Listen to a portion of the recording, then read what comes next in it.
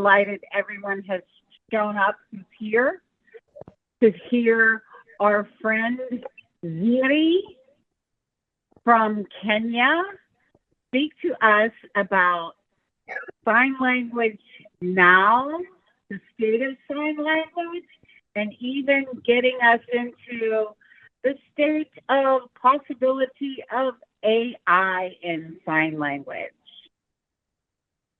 Ziri has some amazing perspectives. Ken and I spoke with her on Saturday. She told us so much that I'm going to ask her just a few open-ended questions, and I believe she will tell us many stories about hearing loss, deafness, sign language as it's used around the world, and many other things. So, Ziri, may I have you introduce your wonderful self to the community here? Ziri, I want to hear from you. We all want to hear from you. Thank you. Thank you so much, Angie. Thank you, Ken, as well, and the Rotary Club for organizing for this. So to start with, as you rightfully said, I am N'kadziri Idd, and you can short form it as Ziri. I come from the Kenyan coast. What is unique about me is I am born of a deaf parent. We call ourselves coders. It's a group of individuals who are born by deaf adults, and we have unique experiences living, persons who are hearing impaired and those who are hearing. Jungling the two worlds as you grow up is a very unique experience. Apart from being a coder, I'm a lawyer by profession. I am also a sign language enthusiast, and I am an advocate of disability inclusion. And for the purpose of this meeting today, I will talk more on sign language interpretation. And to be specific, I do interpretation in courts and in the education setup. And currently, I work also at the University of Nairobi as a sign language interpreter. Thank you.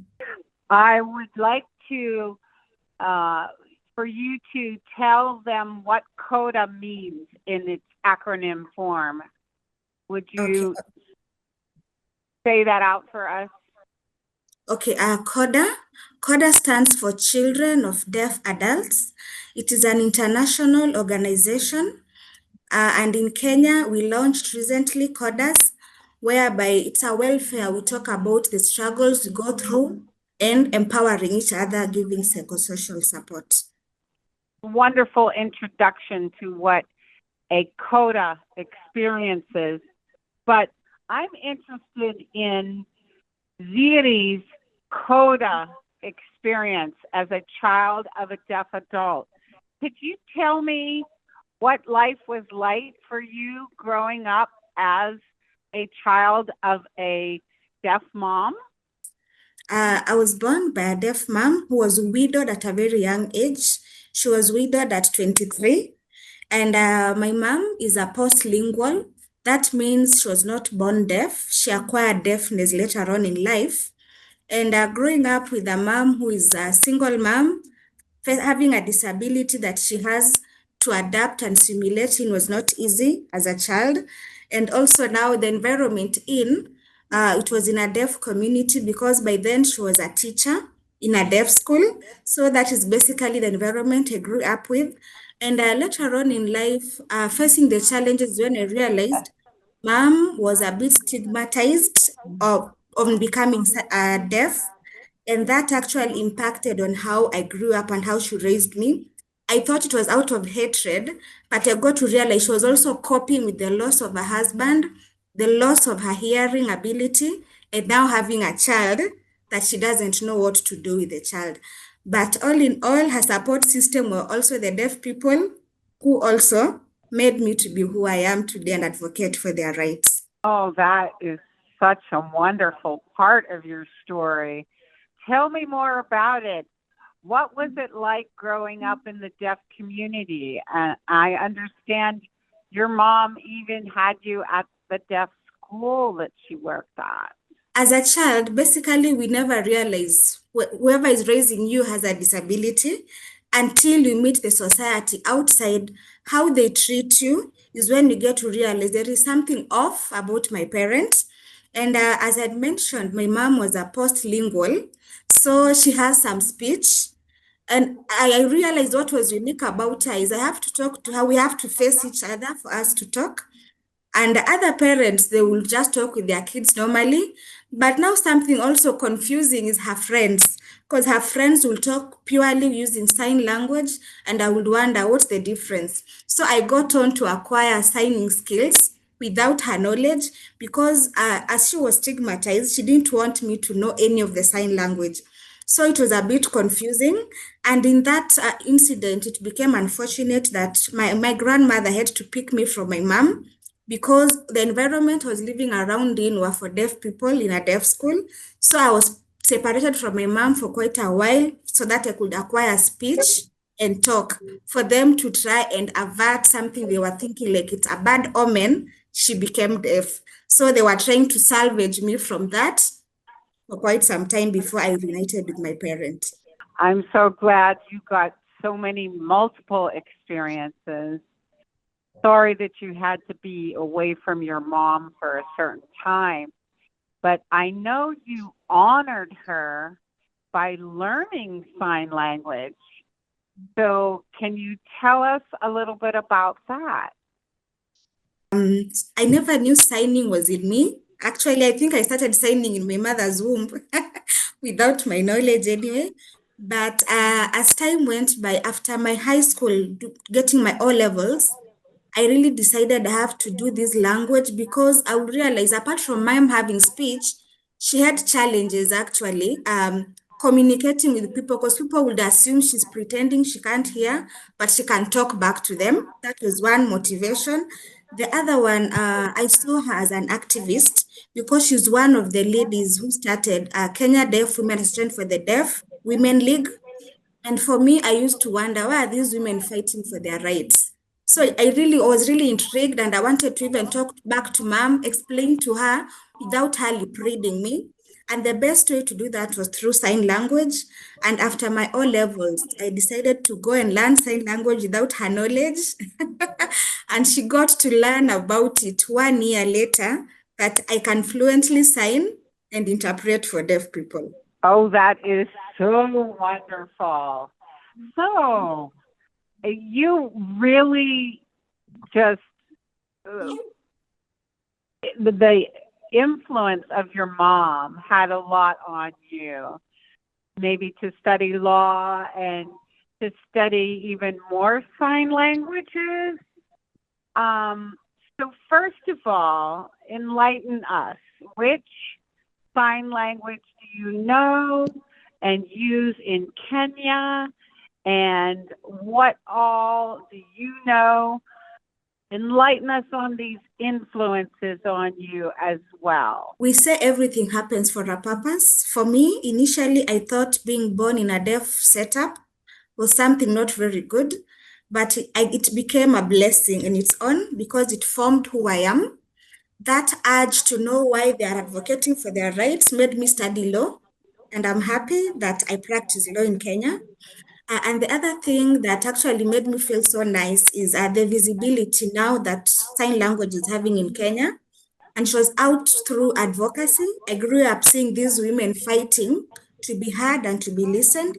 And just recently, not very recent anyway, it has been around 14 years now, that Kenya has acknowledged Kenyan Sign Language as a part of a national language whereby the deaf persons can communicate.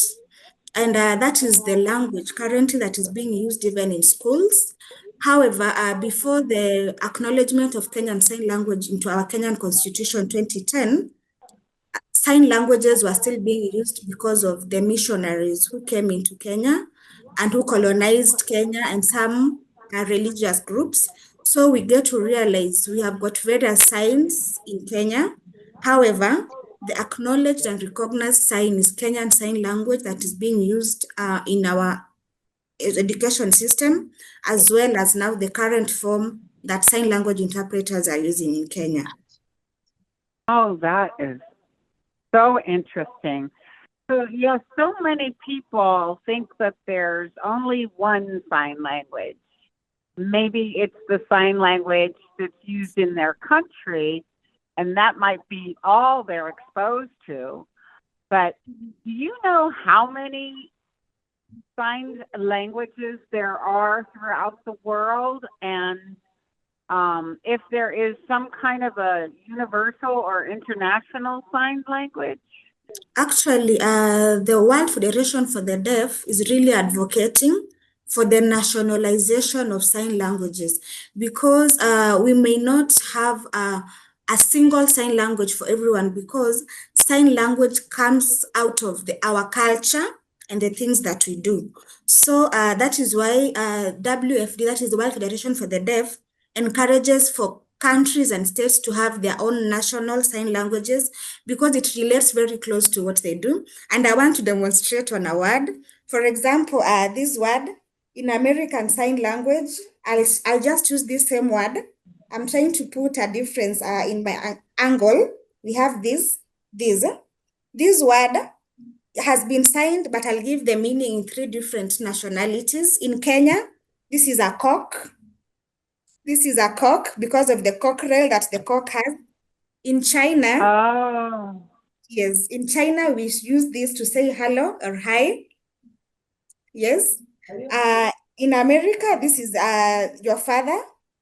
This is father. yes. So that means whatever we perceive from what we sign is very dependent on the environment around us. So there are efforts to make sign language universal. For example, we have the alphabets. The alphabets, most of them are common. There are efforts actually through the World Association for Sign Language Interpreters. We abbreviate it as WASLI, whereby they have come up with a universal sign language interpretation, whereby we try to accommodate what is more commonly used signs to become universal. However, for it to be very tailor-made to whichever situation that we have now the national sign languages.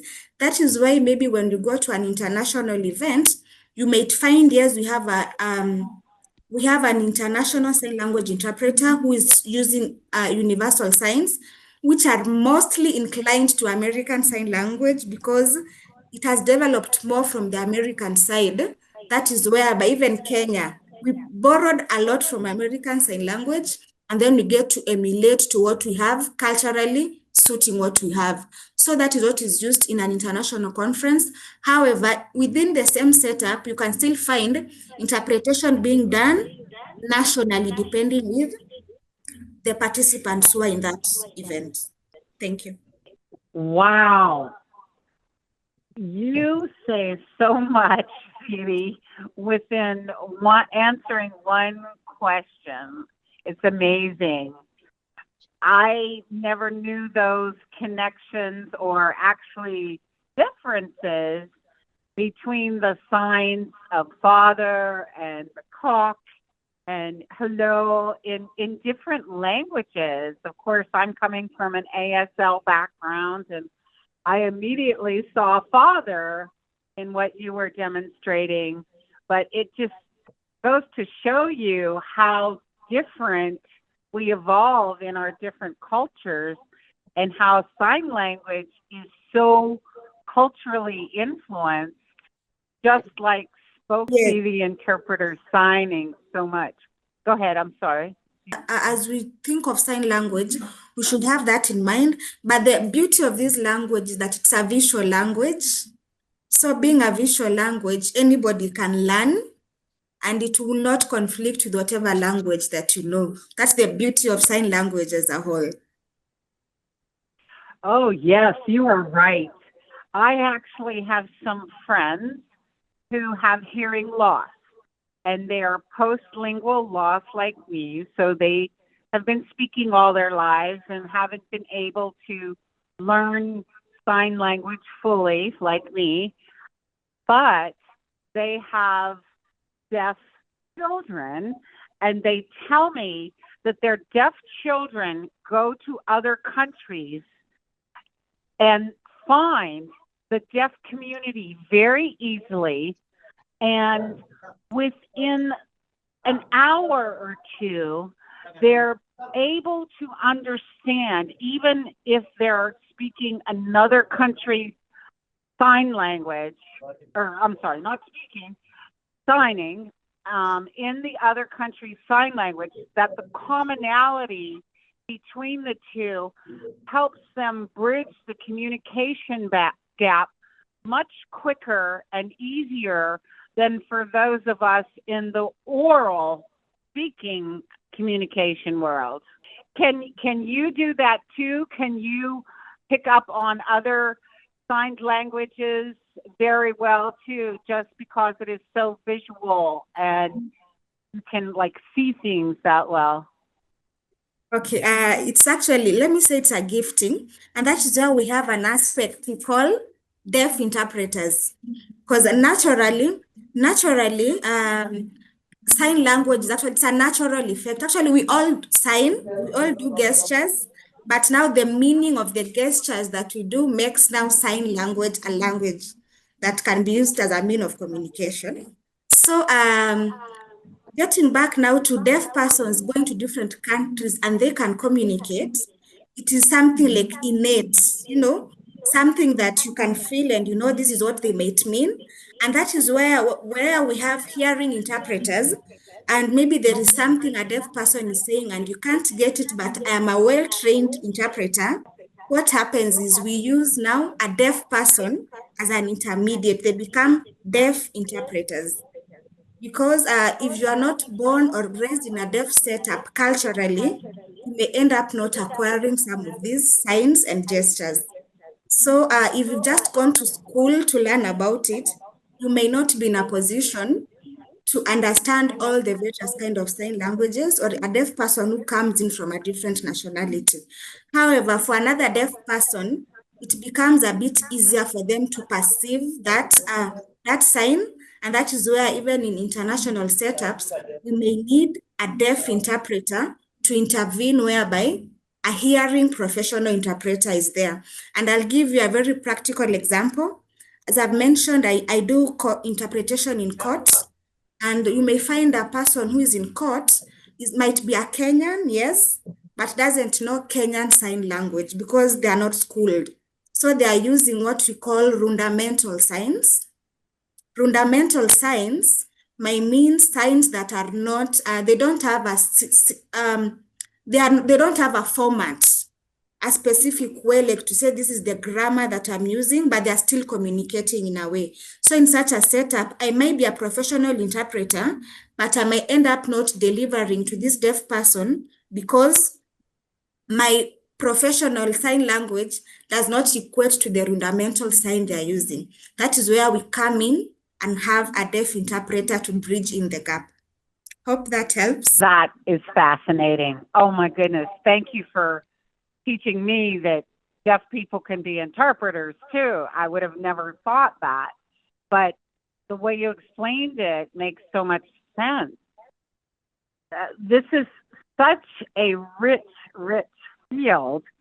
We could probably go on forever, but I wanted to get to ask you what you think and maybe what you heard from your mom and others in the deaf community of what they and you think about the possibility we have now of AI, or artificial intelligence, doing the interpretation for people. Actually, AI is everything. It's on everyone's conversation nowadays. And I've seen so many attempts of people coming up with ways that AI can sign. It's good to have technology. However, it depends again, because the human perspective on sign language interpretation brings in a different feel from an AI because of the emotional part of it. The AI may just translate without tonation. For example, like the way I'm talking. In case I'm shouting, if my tonation is a bit high, if I'm angry, I show with my facial. and also the signing space that I have. For example, I'll tell you you're good. Sorry for the sign language interpreter. Just hold. We have good. This is just good, and an AI can just do good. But in case I really am so amazed by how good you are, I'll say, good. You see, that is a difference that the AI may not capture, or I just do it for the sake of it and I just say, you good. You see, there's a difference in how I'm bringing it out. You good are good and good. There's a difference in how I'm doing it, like the repetitive parts, the facial of it, and some deaf persons also prefer lip reading as well. So the interpreter comes in with all that package of lip reading. They can show the emotion, the intensity of what the hearing person is saying. But AI is still welcomed anyway. I think people are still doing more research. Maybe Oh, the did we other part lose that Didi? Oh, works to some extent could be the captioning, but we have the type captioning. That makes more sense than, for example, right now we are using a platform. We are using Zoom platform. Zoom has an option of captions, yes. So when you're having like the captioning and the accent, it brings in a difference on how it will be captured. But when we're having an aspect of real time captioning, whereby the person who is doing the captioning is already there, maybe with the presenter. So even the person who is there, who might not need a sign language interpreter, but is there to take in the accent. Maybe there's someone who's made a joke in their own language. It becomes very real time when you are writing down as a person is following. And that is the reason as to why we also encourage that could be there are deaf persons who are also not sign language users and they are still deaf anyway. So they'll benefit from the real time captioning vis-a-vis the captioning that is already preset on a platform. and I'm so glad you brought that up, Didi. As people who can see me, although I understand you might not in the recording, I am holding up the phone to my ear and like pressing it into my ear as deeply as I can because my hearing is so bad without my hearing aid that I need the phone very, very close to my ear to hear. And I also, not knowing sign language, depend on captions. So I will tell you that nuances and words are missed when we don't have a human captioner, just like it can be when we don't have a sign language interpreter in whatever the language is being used. So while we might have hope for these things that are already in use, the captions being done through AI, that really in the long term we can't get rid of human connection and communication because humans are what power connection and communication, not really computers or artificial intelligence. They power the connection in the whole world.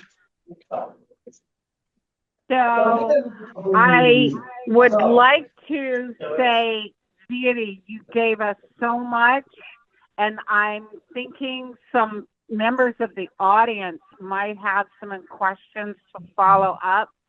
So I will turn back to Ken if he can include members of the audience who want to ask you some more questions. And Didi, thank you so much. You have so much to teach. I want to hear from you and read your words correctly again. Thank you, Angie. Much appreciated, and thank you on the challenging situations where you're in the phone and on the video, but it worked out all right. So, and I just want to And get it back. demonstrates all the different ways of hearing and communication we're all using at any given time. It's beautiful, really. It's whatever works, right? And I wanted to get back, and I know Florence has a question. I'll get to it 1 second.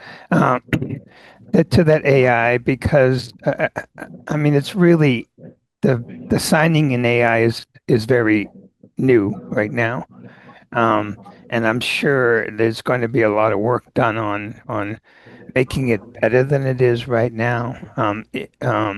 And particularly in a virtual meeting like this, do you see a concern that it will be used as the technology gets better and less used for the human?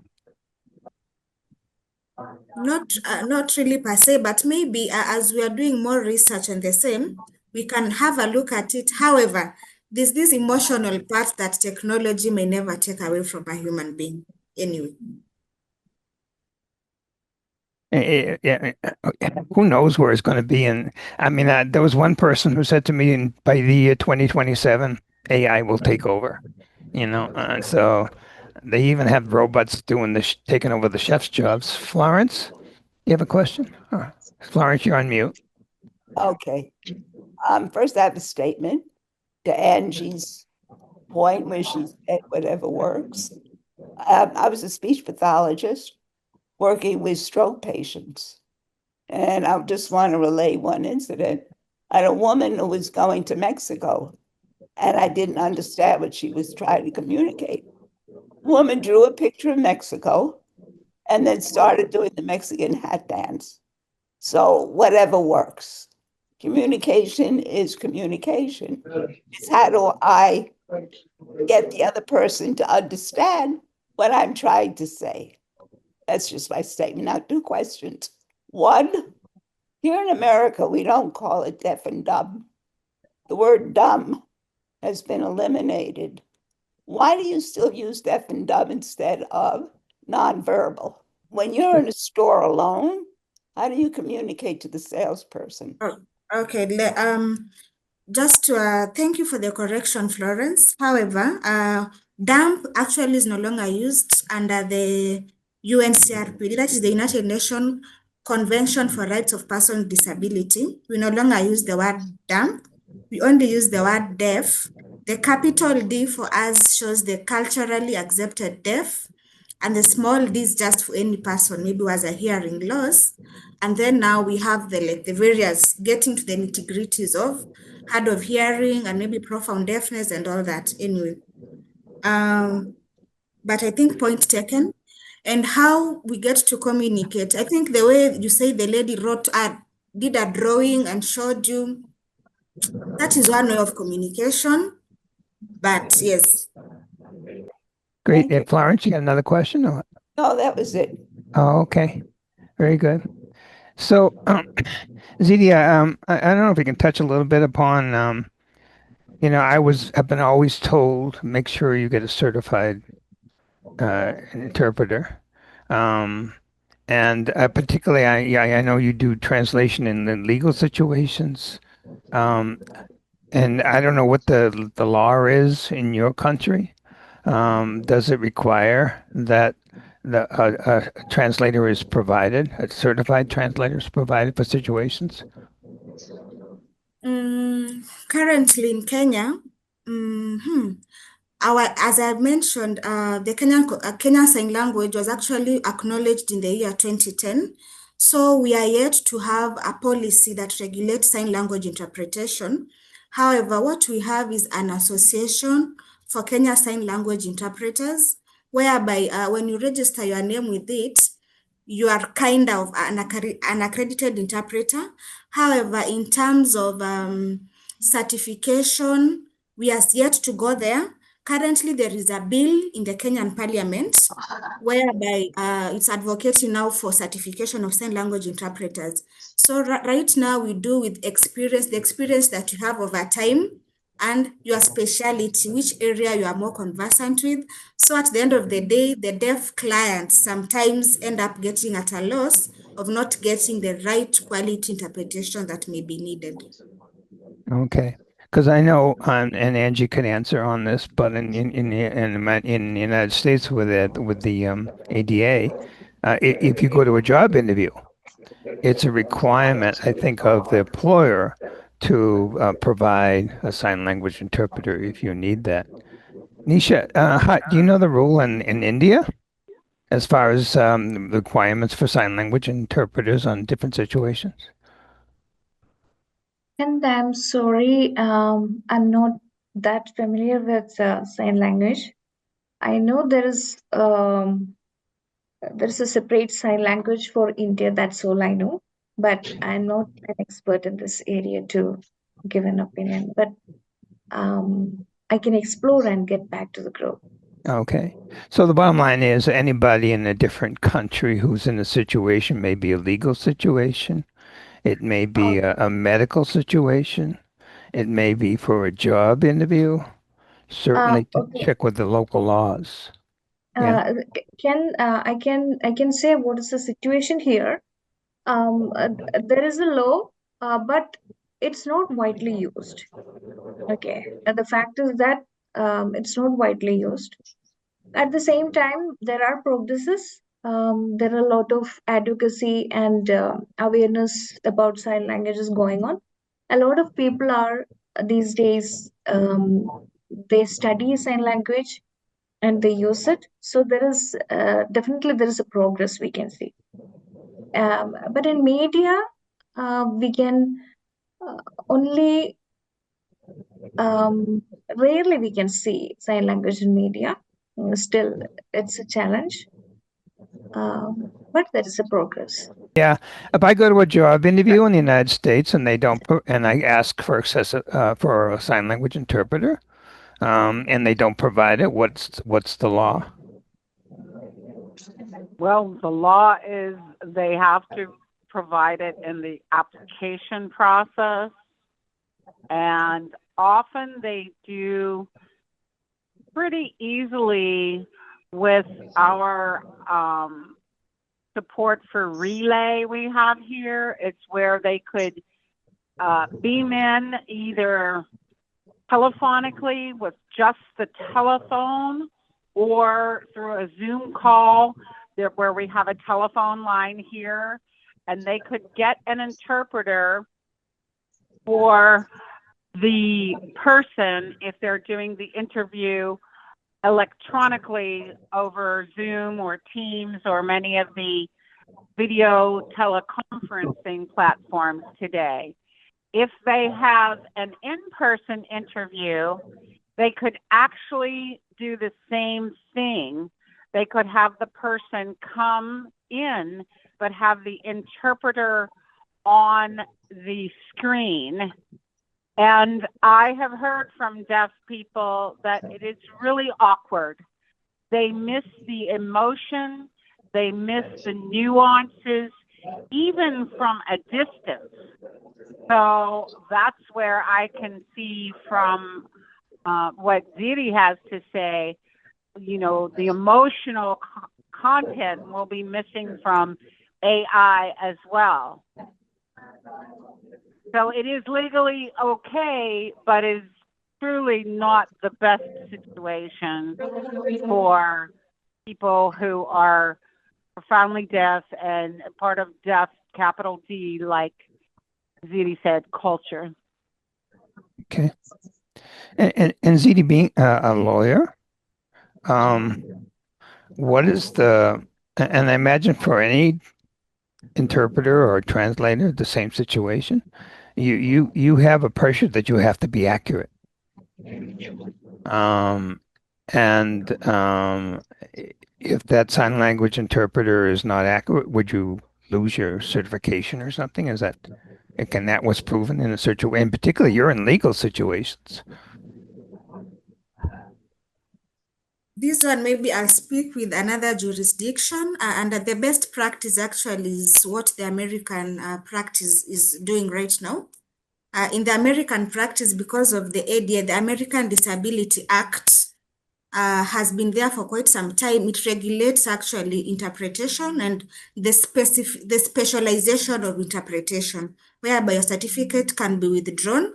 Currently in Kenya, and I think almost in the whole of African, because not so many African countries actually have their nationalization of their sign languages.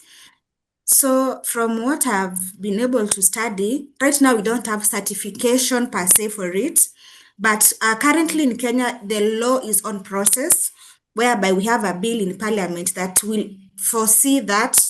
But currently, as we speak, there is nothing going on. So sometimes the deaf persons are at the mercy, unfortunately, of the sign language interpreters, and there are instances whereby interpreters can cause actually the wrong judgment to be passed due to wrong interpretation in court. I've actually intervened several cases.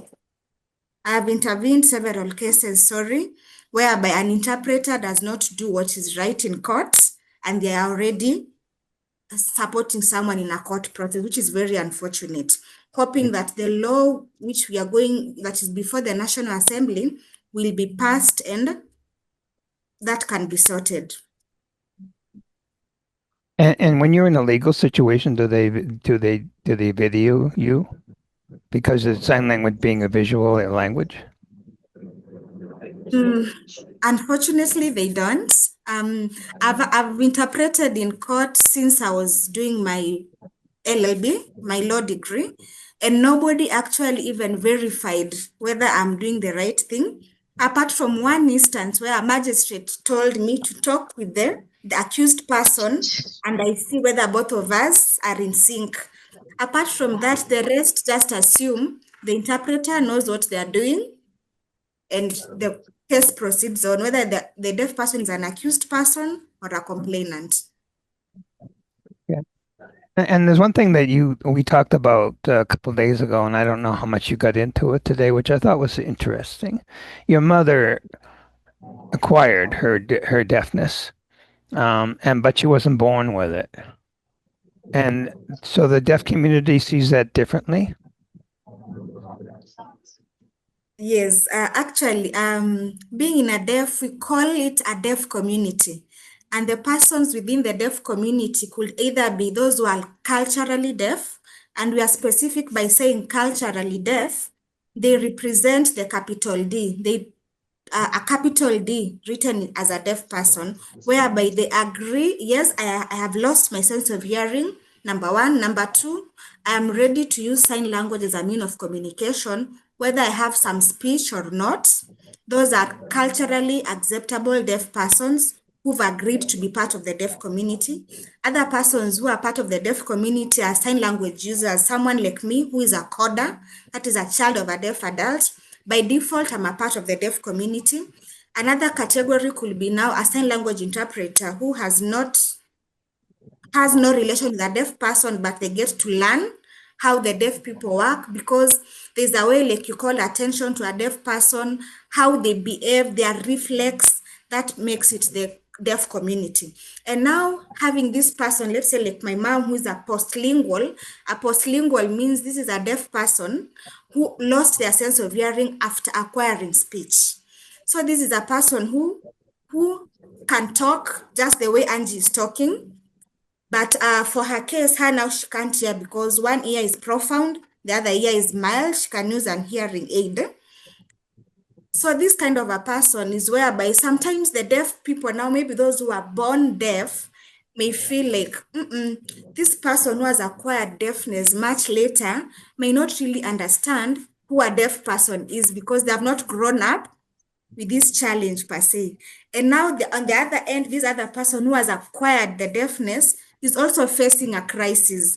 They were living in a normal world, then all of a sudden their world just crashes. So they are in a go-between, whether they are really deaf people or they are hearing, but they can't now relate 100% with hearing people. And they also don't know how to communicate with the deaf until they get to learn sign language and accept part of the deaf culture as their own. Okay, very interesting. It's very, very interesting. Anybody have any other questions? Okay, Ken? Go ahead. Ken? Yep. Yes, I just want to add, thank you for explaining all that, Ziri. And then you have one more kind of community like me. I call it the hard of hearing community, or HOH, however you want to make it into an acronym. But the other acronym that can be for us is hanging on to your hearing, which you see me doing this phone gyration up to my ear when my video is on, and I'm trying to hear as much as possible, and using captions as ingloriously incorrect as they are, but thankfully that I can get the gist of things. And definitely we do have those same kinds of things where if it's not the proper word that's coming across in a very important legal or health situation where we need correct captioning that we can correct by a human too.